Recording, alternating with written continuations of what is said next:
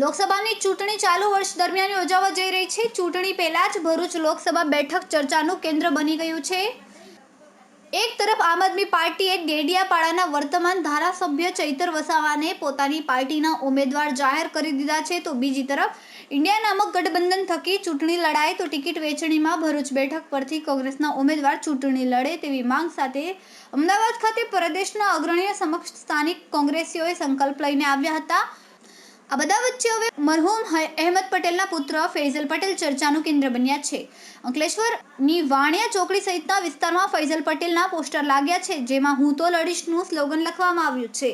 મહત્વની બાબત એ છે કે આ પોસ્ટરમાં માત્ર ફૈઝલ પટેલ અને અહેમદ પટેલ નજરે પડી રહ્યા છે. પોસ્ટરમાં ન તો કોંગ્રેસના કોઈ પ્રદેશ પ્રમુખ નજરે પડ્યા અને અન્ય નેતાઓ, જે બાદ રાજકીય માહોલમાં ગરમાવો આવ્યો છે.